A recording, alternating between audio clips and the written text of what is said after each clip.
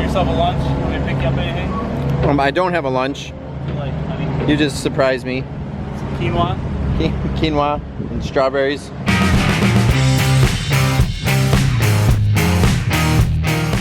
Hey, it's Brian with Team Aquascape.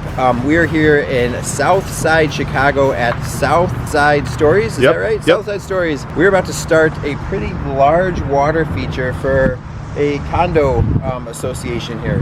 Kind of a unique place because it's a gated condo association, only about maybe half a mile from the lake over here. And they're looking to kind of revamp this huge, massive island. What they're trying to do is really entice kind of a younger group in here and making this more friendly. They're adding dog parks, a lot of new landscape, and they just want to give it a great fresh look. And part of that is what we're going to do, and it's this big waterfall coming here. This is the main entrance coming into the place, and I didn't want it to be like, hey, this big waterfall right in front of your face, but more as you come around this corner, you kind of see it. We've got a small reservoir. The main reason we're going to do a small reservoir is because they've chose to put an automatic fill valve on it. No sense in doing a 1,000-gallon or even a 500-gallon tank if we can put an automatic fill valve on it and keep topping it off. So we've got a 9-block reservoir sitting here and about 18 tons of weathered limestone that are going to kind of sit up in here and carry back into this area in here. I can only imagine our waterfall will get a little bit higher, but one thing we'll definitely do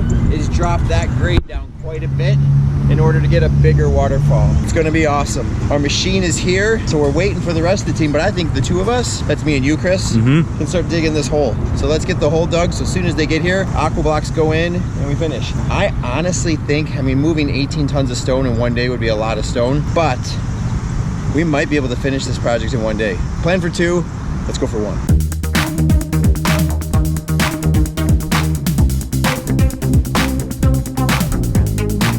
Aqua blocks are here.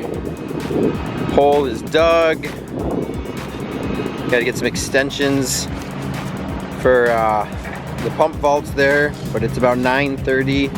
I would imagine by 10 we'll have this whole thing put together here and backfilled.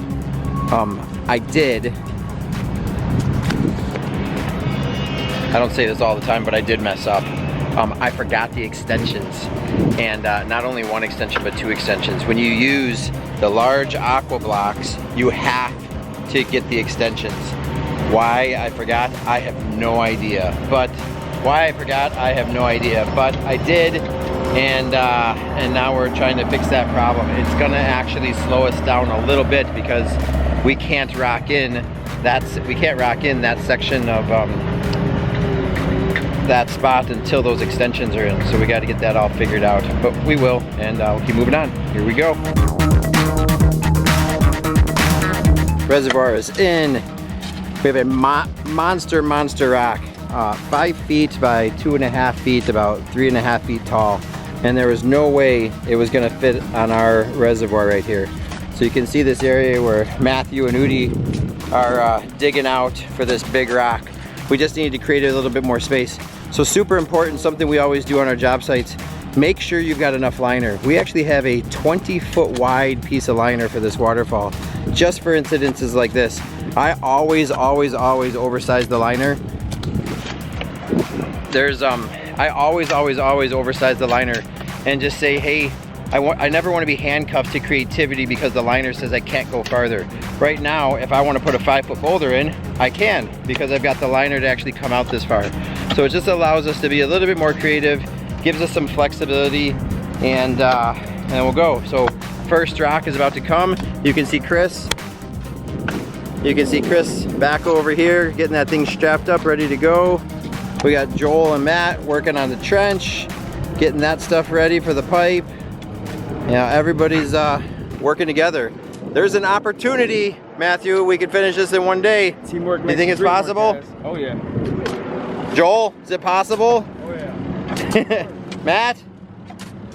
We gotta work our butts off, but we can do it. Don't say you have to work your butts off. It's easy. We've got that giant machine. That's true. And you got a shovel. So this is 100% my favorite part of every pond build. Is it my favorite? Maybe it's my first favorite, then my second favorite is something else, but my first favorite part of every pond build is setting the first rock. obviously my favorite part is turning the whole thing on. But here comes the first boulder.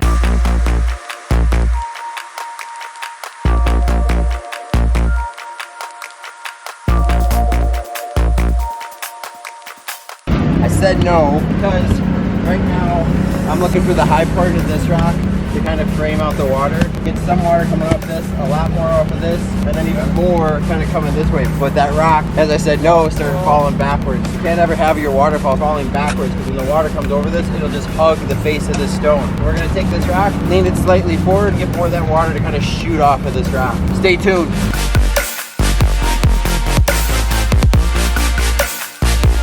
So yes, I do screw up, and when I screw up, there's people that make me look better. Jenna's being one of them. Jenna, thank you so much. She looks at it as a way getting out of the office. We look at it as the only way we can finish our product. If you don't have all your product on the job site, it's kind of hard to finish. So thank you, Jenna. The waterfall doesn't look so big from here, like when you've got the camera right here, but it is. Hey everybody, it's Brian and Chris from Team Aquascape. We are maybe a little bit further behind than where I wanted to be at lunchtime, but we were just discussing where we're gonna be at and trying to finish this thing in one day. It's a pretty large project for us to get done in a day, twice our daily goal, but I'm still positive I think we can do it. I'm really positive. Yeah. And if Chris wasn't so positive, I would be less. So we've got frame rock, spill stone, frame rock. Some of that water is going to come off of this rock. I was just talking to Chris on what's our next step. I think we're both on the same page as far as just change the direction of the water. So this waterfall faces more this way, kind of come in like this. We get that next one to kind of drop more like this and keep the waterfalls really compact. It'll feel bigger and more impressive than if I were to set the next waterfall way back there. So I think we're gonna find a waterfall stone, get it right in here, look to frame it out on either side, and then maybe we'll get the last waterfall back a little further, dropping more this way into a little bit of a pool, just to give it a little bit more depth. And then with the rest of the stone, we'll start probably doing our little wing walls and frame rocks and accent boulders. We've got a lot of work to do over in here just because of the electric and the pump vaults and stuff. So I think we've got this fall, 2 more falls, and then we're on to wing walls. So it being 12:30 ish. Yep. Like I'm thinking 6 o'clock, roll out of here. Let's do that. Let's make that the goal. What? Make that the goal. Make that the goal? Yep. Awesome. We have a goal. Here we go. Mazel tov.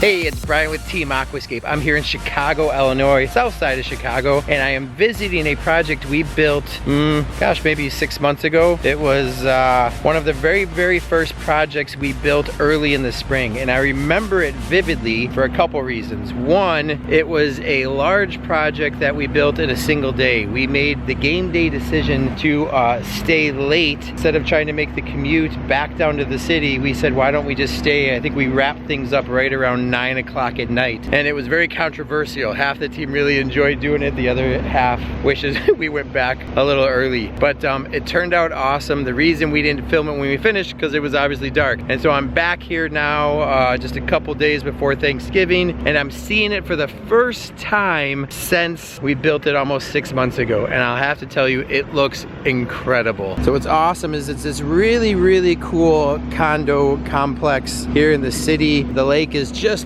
right over that way, so they're really close to the lake, and as soon as everybody pulls into this gated area here, the very first thing they see is this brand new landscape that went in, and then they're greeted by this waterfall. So it's a large pondless reservoir. It's about a 500-gallon tank that sits down below this. We have 2 9PL pumps feeding 2 spillways. There's a spillway over there and a spillway over there. And then it's all of this hand-selected moss rock. Now the main reason I like to hand select it is because I look for pieces like this. So look how great this piece is right here with this natural high side here and then this natural dip. This allows me not to have to put a frame rock on this side. The natural high side works as my frame rock, and then the low side works as my spill. And so when I get to go to the stone yard and actually look for those types of pieces, whether it's this one or even that one there with the natural little high lip in it, I instantly know that a lot of those are going to be used for waterfalls. But just a great job. I love all the plants. This is the first year it's planted. So as all of these different conifers and evergreens and stuff start getting bigger and bigger, that big weeping larch back over the top over there, as all this stuff gets bigger and bigger, this thing's only going to look better and better and better. You can see this is where our pumps sit right here. so I can easily pop off this cap, get an idea how full our reservoir is. We've got some little things I want to do is still come back here and spruce up some of this stuff. This is why it's so great for me to come back, because all of this liner should not be exposed. I'll make a mental note. We'll get back out here and get some of this stuff buried back up and through here.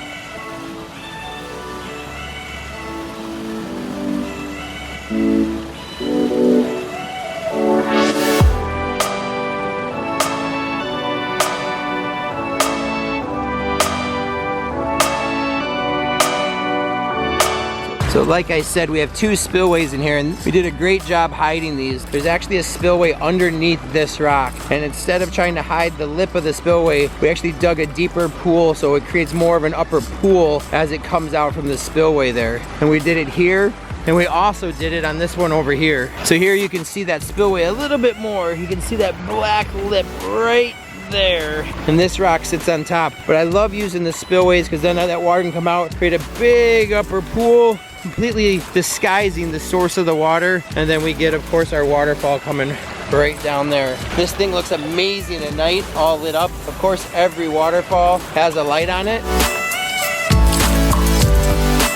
And the reason they went with a pondless is very obvious. In a place like this, they've got enough maintenance going on, and so they didn't want to deal with the maintenance of a pond. And now the only thing they have to do is come over here, occasionally grab some of these leaves, make sure that our pondless reservoir doesn't get completely impacted with all these leaves. We want to make sure that water can still infiltrate down through the rock and gravel and get down into our reservoir. Every now and then they got to come out here and do this, and they've just recently agreed to be put on our maintenance schedule, and we'll be doing that stuff for them. Well, I love coming back, seeing these different features. So I'm so happy I was able to sneak back out here and see this. I think they did an incredible job landscaping it. I can't wait to see what it looks like next year, the year after, the year after. They are on our maintenance package, so it's just gonna get better and better over time. And I guarantee all the people that live here love coming home to something like that. Super cool. All right, you guys like it? Tell me what your favorite part is. Is it the size of the waterfall? Is it the type of the rock? Is it the sound? The sound's pretty awesome. Tell me what your favorite part is. Like, comment, subscribe, and I'll show you another one. Bye.